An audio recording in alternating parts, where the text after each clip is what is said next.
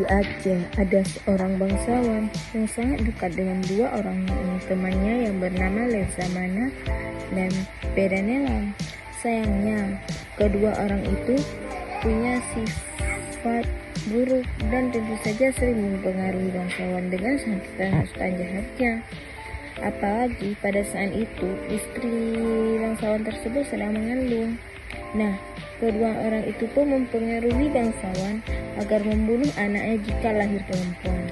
Maka, jika bisa dijadikan santapan bersama, jadi hanya anak laki-laki lah yang berhak dipelihara. Celakanya, bangsawan itu percaya saja dengan hasutan jelek dari kedua teman dekatnya. Hal itu tentu saja membuat istri bangsawan menjadi was-was, karena mau laki-laki atau perempuan dia tidak masalah. Semuanya adalah anak mereka yang ia kandung selama 9 bulan lamanya. Ia tidak akan rela jika bayi malang itu dibunuh, dan kekhawatirannya menjadi kenyataan. Bayi yang lahir ternyata perempuan. Sang ibu lalu pergi ke hutan dan memanjat pohon gelumpang yang besar untuk menyembelihkan bayi perempuan itu di sana. Lalu dia menyembelih kambing dan menghidangkan untuk suami dan dua sahabat yang jahat itu. Mereka berdua pulang dari Pulau Pinang. Ini adalah gulai daging anak kita. Seperti pesan ganda, jika anak kita perempuan maka ia dimasak untuk hidangan bersama. Istrinya berbohong demi menyelamatkan bayi perempuan tercinta.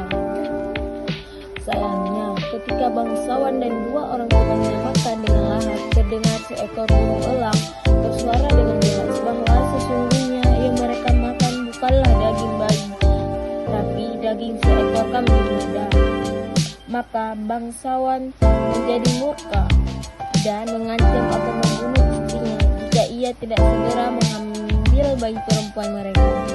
Maka dengan langkah yang berat ia pun menemui anaknya di hutan.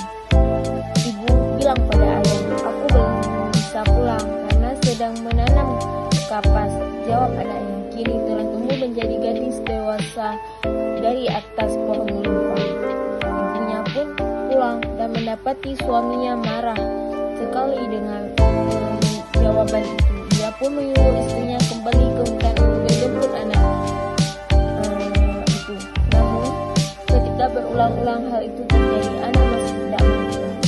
Alasannya banyak, mulai dari menunggu pohon kapas berbunga hingga kesibukannya memetik kapas untuk kemudian memintainya menjadi pakaian. Nah, sekarang baju dan celana ayah sudah penuh. Maka mintalah ayah untuk menjemput. Untuk naik kemari jangan lupa membawa tangga yang tinggi. Pesan anak perempuan itu kepada ibunya yang sudah kelelahan bolak-balik ke hutan. Bangsawan bersama istrinya lalu kembali ke hutan dengan ditemani oleh dua sahabatnya. Lalu dia membuat tangga yang terbuat dari pedang. Ibunya kemudian meminta anak mereka yang kini tumbuh dewasa menjadi gadis cantik itu turun. Dengan hati-hati anak itu turun. Setiap langkah kakinya menuruni tangga dari pedang itu. Sang ayah lalu menyumpitnya sumpit berurutan mengenai kepala, telinga, dada, pinggang, perut, paha, hingga terakhir kakinya. Ibunya bilang, "Sumpit yang mengenai tubuhmu adalah perhiasan hadiah dari ayahmu."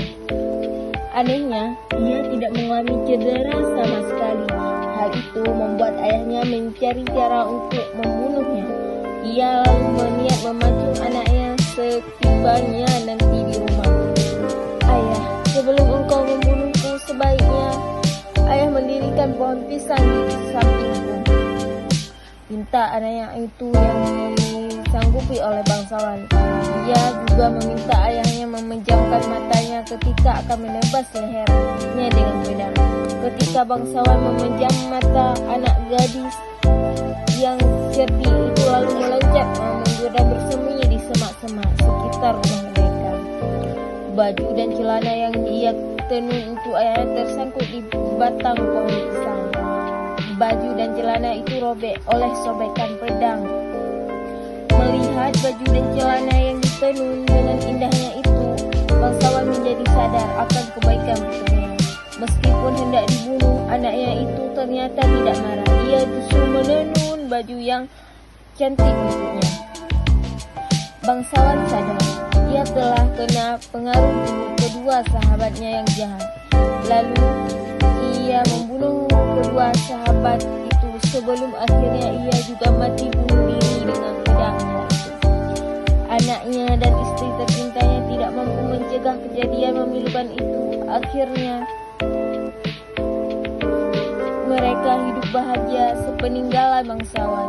Sejak saat itu anak gadis yang cantik dan baik